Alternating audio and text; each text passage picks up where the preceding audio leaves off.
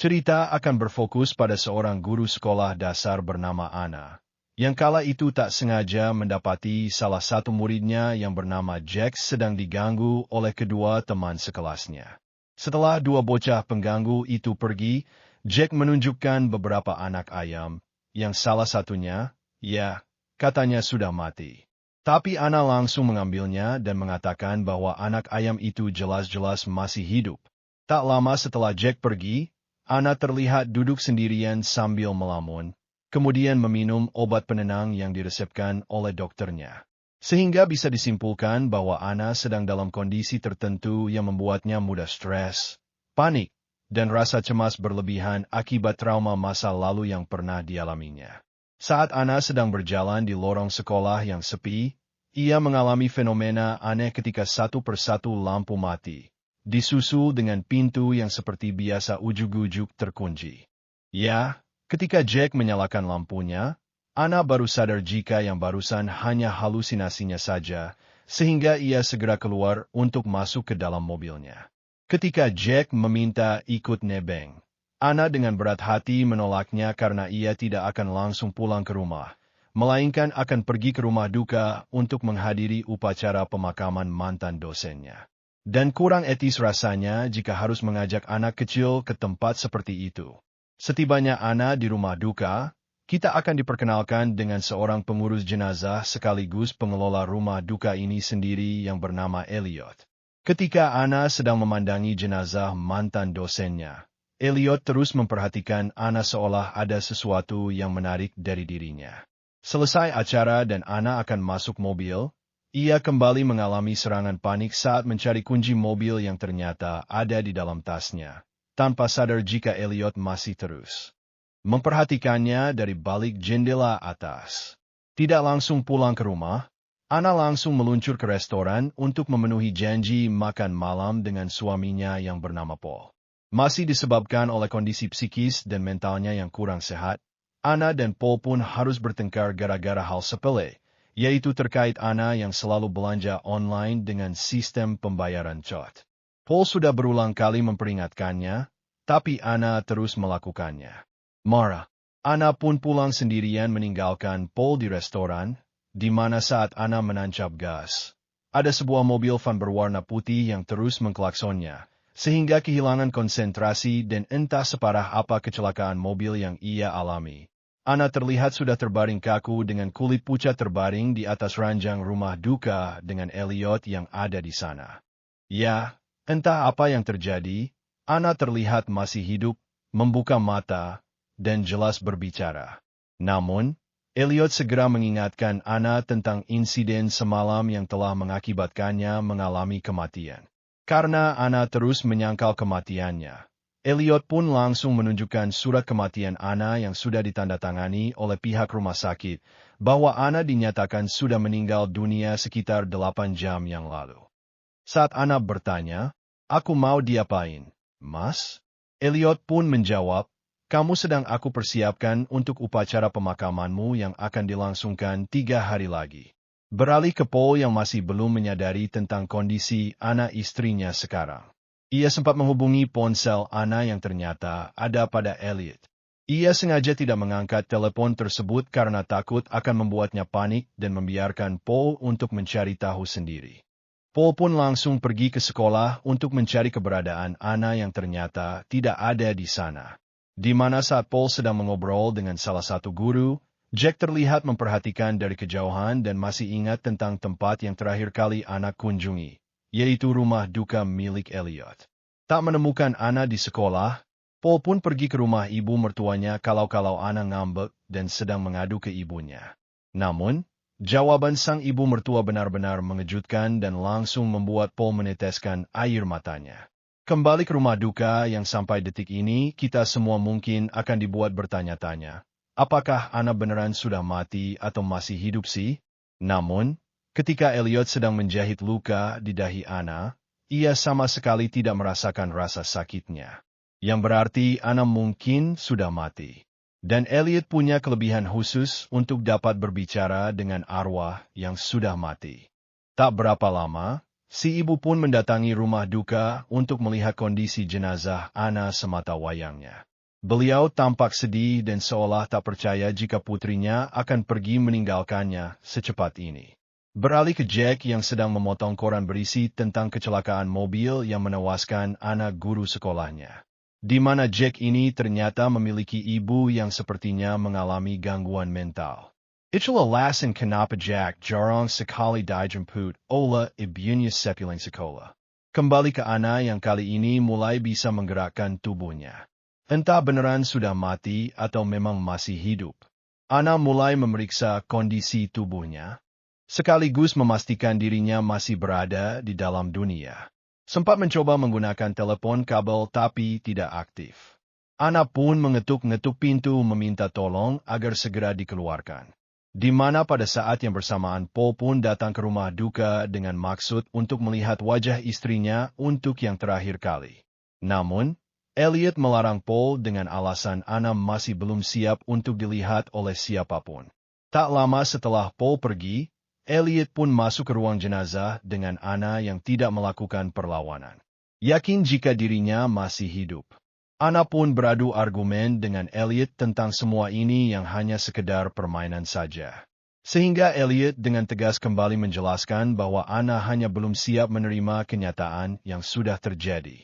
Sama seperti Anna yang masih belum bisa menerima kenyataan, Paul pun mendatangi kantor polisi untuk memeriksa kondisi mobil istrinya pasca kecelakaan. Meski sudah hancur dan tidak benar bentuk, Paul pun masuk ke dalam mobil anak dan kembali ke Anna yang masih berkeliaran di ruang jenazah. Yakin jika dirinya masih hidup. Anna pun mengambil sebuah gunting dan mencoba memeriksa jenazah yang lain sehingga tak berapa lama muncullah Elliot yang datang untuk melanjutkan pekerjaannya tanpa sadar jika saat ini Anna sedang memegang sebilah gunting di belakang tubuhnya. Yang tepat saat Elliot mulai mendekatinya, Anna pun cepat melakukan penyerangan. Dengan tenang, Elliot pun mendekati Anna yang masih memegang guntingnya tanpa menunjukkan keraguan sedikit pun. Elliot terus meyakinkan Anna bahwa saat ini Anna sudah mati dan hanya belum bisa menerima kenyataan. Bahkan Elliot dengan pasrah mempersilakan lehernya untuk ditikam dengan gunting tersebut. Masih dengan keyakinannya, Anna pun menjelaskan jika dirinya sadar 100% tentang paru-parunya yang masih bisa bernapas. Kedua kakinya masih bisa berjalan, mulutnya berbicara, dan matanya melihat sekitar. Elliot pun menjawab, "Itu memang sering terjadi kepada arwah yang baru mati." Ini bukan pertama kali Elliot berhadapan dengan arwah gentayangan yang tidak siap menerima kenyataan. Disinilah peran Elliot adalah untuk mempersiapkan segala sesuatunya berjalan sesuai kodrat dan ketentuan. Karena mungkin Tuhan punya maksud tertentu memberikan kelebihan indera keenam kepada dirinya. Setelah tenang barulah Anna mau disuruh duduk diam di atas ranjangnya. Masih berdebat soal hidup dan mati. Elliot pun mulai kesal. Dan langsung membentak yang membuat Anna akhirnya diam tak berkutik. Beberapa jam kemudian, tepat jam 12:00 malam ketika para hantu mungkin mulai berkeliaran, Anna didatangi oleh seorang arwah nenek-nenek yang jenazahnya akan dimakamkan besok hari. Si nenek tiba-tiba berkata, "Kau belum siap." Entah apa maksudnya, Anna pun melihat sebuah pintu terbuka dan mulai masuk ke dalamnya. Dan ya, itu ternyata hanya mimpi sekaligus membuka fakta baru tentang arwah yang ternyata juga masih bisa bermimpi. Sehingga Anna yang semakin tidak karuan pun mulai memberontak dan mengacak-acak seisi ruangan. Keesokan paginya ketika Elliot sedang mempersiapkan jenazah si nenek, muncullah seseorang yang tak diduga-duga kedatangannya, yaitu si bocah Jack yang datang membawa bunga untuk memberikan penghormatan terakhir kepada anak guru sekolahnya. Di mana Elliot langsung memberitahu bahwa Jack datang lebih awal, sedangkan pemakaman akan diadakan pada hari Jumat. Selesai dengan Jack, Elliot pun pergi ke ruang jenazah untuk meletakkan pakaian yang nantikan Anna kenakan di hari pemakaman. Elliot mengaku akan pergi keluar sebentar dan meminta Anna untuk jangan marah-marah lagi, karena itu hanya sia-sia saja. Tepat saat Elliot pergi, Anna diam-diam sudah mengambil kunci pintu ruang jenazah. Tepat saat tadi Elliot meletakkan mantalnya di gantungan baju. Dengan cepat, Anna mencoba satu persatu kuncinya. dan bertepatan dengan Anna yang masih berusaha membuka pintunya, Elliot terlihat baru sampai di apotek untuk membeli beberapa obat yang dibutuhkan. Entah obat jenis apa dan akan digunakan untuk apa. Elliot langsung menyadari akan kunci rumahnya yang tertinggal dan segera kembali pulang untuk memastikannya. Bertepatan dengan Anna yang tinggal selangkah lagi bisa keluar, Elliot pun pulang dan langsung masuk ke dalam, sehingga Anna terpaksa harus kabur ke ruangan lain, lebih tepatnya ke ruangan pribadi milik Elliot. Di sana ia langsung menggunakan telepon kabel untuk menghubungi nomor Paul, suaminya. Ya, sempat diangkat, Paul langsung menutup telepon tersebut karena menganggap jika itu hanya telepon iseng dari orang random. Yang pada akhirnya Anna harus ketahuan ketika Elliot sudah tiba di dalam. Masih dengan ketenangannya, Elliot sama sekali tidak melakukan paksaan atau berbuat kekerasan untuk membuat Anna mau kembali ke ruang jenazah. Elliot justru menjelaskan perihal Anna yang masih belum bisa menerima kenyataan dan mencoba membuktikannya dengan menyuruh Anna melihat dirinya sendiri pada sebuah cermin. Di situ Anna seketika pasrah saat melihat kondisi tubuhnya yang pucat dan tampak seperti mayat. Di mana saat Anna mulai percaya dan menghembuskan napas dari hidungnya, terlihat ada embun napas di cermin yang menandakan jika Anna memang 100% masih hidup. Namun, Elliot dengan cepat menghapusnya agar Anna tidak menyadarinya. Tak lama, Elliot pun melihat ada seseorang yang memperhatikannya dari luar, yang ternyata itu adalah Jack, si bocah yang masih berkeliaran di rumah duka. Jack benar-benar terkejut saat melihat sosok Anna yang sedang berdiri di balik jendela dan hanya bisa diam tanpa melakukan apa-apa. Dengan segala manipulasi Elliot yang terus ditanamkan pada alam bawah sadarnya, Anna ini percaya bahwa dirinya memang sudah mati. Ia pun pasrah dibersihkan dan didandani agar terlihat cantik pada pemakaman nanti. Yang menarik adalah Elliot mengambil sebuah suntikan berisi obat penenang untuk membuat Anna lemas dan tidak dapat menggerakkan anggota badannya. Jika memang Anna sudah mati dan tubuhnya hanyalah jenazah yang tidak bernyawa, mana mungkin ia harus sampai menyuntikkan obat semacam itu. Keesokannya, kita akan melihat Paul yang mendatangi sekolah untuk mengambil beberapa barang pribadi milik Anna istrinya. Saat akan pergi, Jack tiba-tiba menyapa Paul dan memperkenalkan dirinya sebagai salah satu murid terdekat Anna. Di mana Jack dengan polos memberitahu Paul tentang dirinya yang semalam sempat melihat sosok Anna di rumah duka. Hal itu justru malah memancing emosi Paul yang suasana hatinya sedang tidak baik, sehingga kembali ke rumah duka.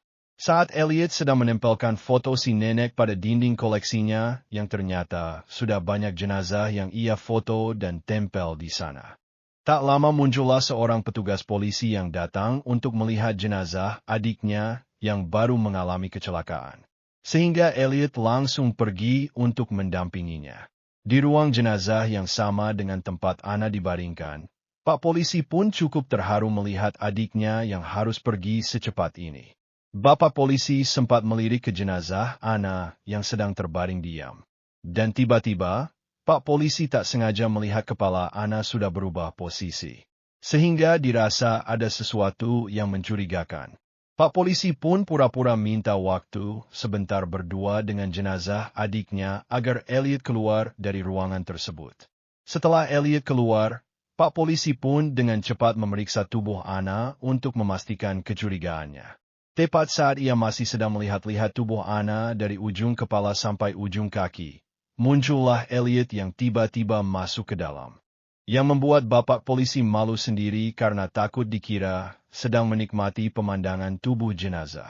Kesal dengan perilaku Pak Polisi yang dianggap tidak sopan, Elliot pun melampiaskan kemarahannya pada jenazah adiknya sembari seolah sedang berbicara dengan arwahnya. Beralih pada si bocah Jack yang izin keluar rumah sebentar pada ibunya. Padahal ia diam-diam pergi ke rumah duka karena masih penasaran dengan apa yang ia lihat tempo malam. Kebetulan yang ada di dalam peti mati tersebut adalah adik si Pak Polisi yang sebentar lagi akan dikebumikan. Di mana Elliot tiba-tiba datang dan mengampirinya untuk memberitahu sesuatu yang sangat penting. Dannya mengaku sudah tahu bahwa tempo malam Jack sempat melihat sosok Anna sedang berdiri di balik jendela. Elliot berkata, "Itu memang dia. Itu memang arwah anak gurunya." Elliot mulai menceritakan tentang kisah Yesus yang katanya bisa berbicara dengan orang mati. Elliot mengaku diberikan kelebihan yang sama oleh Tuhan untuk bisa melihat dan berbicara dengan orang mati.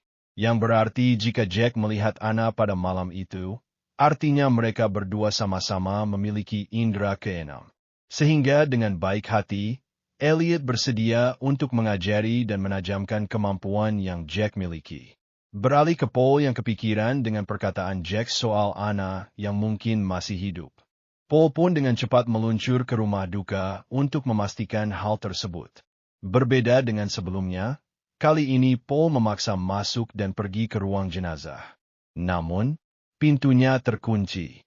Anna yang sedang dalam kondisi sadar pun hanya diam saja mendengar suara Paul, suaminya, yang terus berteriak minta maaf dan tak bisa hidup tanpanya. Namun, karena otak Anna sudah dijejali dengan keyakinan bahwa dirinya sudah mati, Anna hanya diam saja tanpa melakukan apa-apa. Karena Elliot menolak memberikan kunci ruang jenazahnya dan terus menghalangi-halangi dirinya bertemu dengan istrinya sendiri, Paul pun langsung mendatangi kantor polisi untuk melaporkan terkait Elliot yang bersikap mencurigakan. Paul berasumsi jika Elliot mungkin sudah menyuntik Anna dengan obat bius pelumpuh yang kata polisi lain obat semacam itu memang ada. Obat bius yang dapat membuat seseorang lumpuh seolah mati selama beberapa menit. Namun, dengan fakta bahwa ada laporan masuk terkait Paul yang sempat menyerang seorang bocah bernama Jack di sekolah, Pak Polisi pun tidak bisa membantunya dan meminta Paul untuk merelakan kepergian istrinya. Hari Jumat, tepat saat Anna akan dimakamkan, Elliot terlihat sedang mendandani Anna dengan pakaian hitam agar terlihat cantik di hadapan para tamu undangan. Gara-gara kejadian kemarin sore saat Paul datang ke tempat ini, Anna kembali mulai tidak bisa menerima kenyataannya dan lagi-lagi berdebat dengan Elliot soal kehidupannya. Sehingga Elliot yang sudah capek pun langsung membukakan pintu dan memberikan kesempatan untuk Anna kembali pada kehidupannya. Dan lihat, Anna pun berjalan pergi dari rumah duka menuju rumahnya untuk menemui Paul dan keluarganya. Namun, sesampainya ia di sana, semua orang terlihat sedang berkumpul mengelilingi tubuhnya yang terkubur di dalam tanah dannya. Faktanya Anna masih berada di lorong pantau ruang jenazah dan sama sekali belum melangkahkan kakinya keluar dari sana.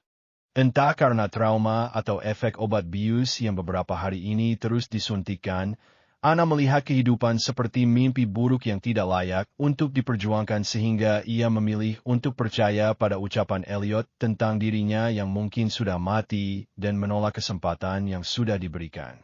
Tiba hari pemakaman, Elliot terlihat mengambil sebuah suntikan berisi obat bius pelumpuh itu lagi. Saat Anna bertanya, "Apa itu?"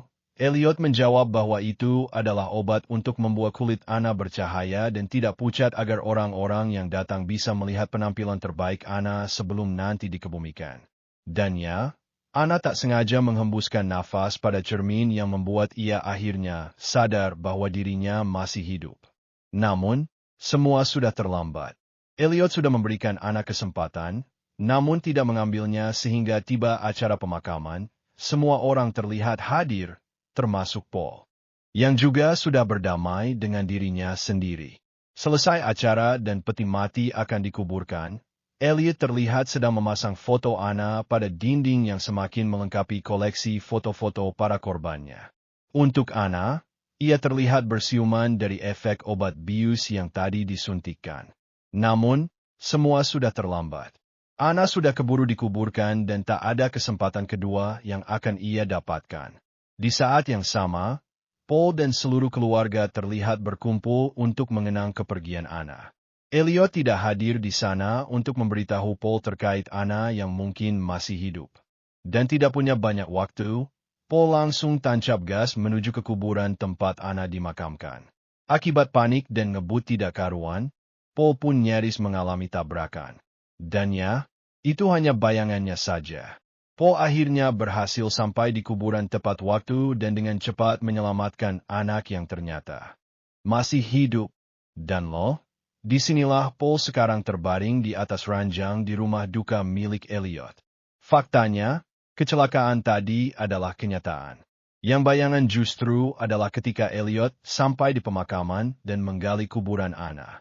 Sama seperti yang Elliot lakukan terhadap Anna dan para korban lainnya. Paul diyakinkan supaya percaya bahwa dirinya sudah mati dan memintanya untuk pasrah dengan kenyataan ini. Bedanya kali ini, Elliot dibantu oleh asisten baru yang akan jadi penerusnya. Siapa lagi jika bukan Jack, yang sudah dibuat percaya bahwa dirinya punya indera keenam.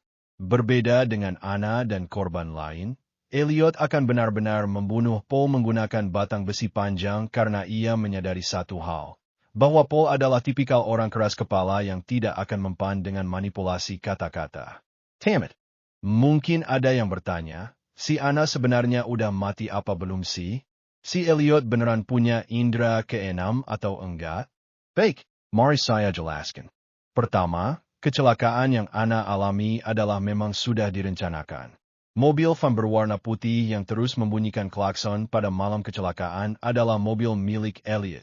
Yang di beberapa skene juga diperlihatkan dengan jelas jika Elliot menggunakan mobil van warna putih itu untuk berkendara, termasuk saat membeli obat bius ke apotek. Kedua, Anna belum mati. Buktinya sudah Anda lihat sendiri. Ada embun di cermin yang keluar dari napasnya. Itu membuktikan jika Anna memang masih hidup. Ketiga, Elliot tidak memiliki indera keenam. Itu hanya alibinya saja. Elliot kemungkinan besar mengalami trauma masa lalu yang merubahnya menjadi sosok psikopat cerdas yang memiliki hobi unik, yaitu membuat seseorang percaya bahwa dirinya sudah mati. Dan kepuasan yang ia dapatkan bisa dilihat dari beberapa foto yang ia koleksi di dinding kamarnya. Keempat, Elliot bisa saja langsung membunuh para korbannya tanpa harus susah-susah membuat mereka percaya bahwa mereka sudah mati. Namun, disitulah letak keseruannya. Elliot suka memainkan perannya sebagai sosok yang punya indera keenam. Memanipulasi korbannya dengan ucapannya, membuat mereka ragu apakah sudah mati atau belum. Sebaik apa coba Elliot sempat memberikan Anna kesempatan untuk keluar kembali pada kehidupannya. Tapi Anna sendiri yang menolak. Itu menunjukkan pencapaian Elliot yang sudah berhasil memanipulasi pikiran korbannya. Pikiran korbannya agar percaya bahwa kehidupan jauh lebih buruk dari kematian. Kelima, Jack si bocah mungkin akan jadi penerus Ellie di masa depan. Latar belakangnya sebagai anak malang yang punya ibu berpenyakit mental dan kurang perhatian, membuat Jack membutuhkan sosok yang bisa ia jadikan panutan. Dan orang itu adalah Elliot. Sehingga masuk akal jika di akhir film Jack menjadi asisten pribadinya dalam rencana kecelakaan dan kematian si Paul. Pesan yang dapat kita ambil yaitu manfaatkan waktu sebaik mungkin. Ingat waktu adalah uang. Tapi uang bukan waktu, kita bisa tahu berapa sisa uang kita, tapi kita tidak pernah tahu berapa sisa waktu kita di dunia. Jangan terus-menerus menuruti apa yang diinginkan. Sebab, kematian datang tanpa notifikasi, tidak bisa mengelak, dan juga tidak bisa mengundur. Segeralah bertobat sebelum terlambat. Coba mengertilah, coba pahamilah arti cinta. I Mr. Iselware mengupas cerita sampai akar-akarnya. Thanks all and see you next time. Ku berjanji kau takkan ku sakiti.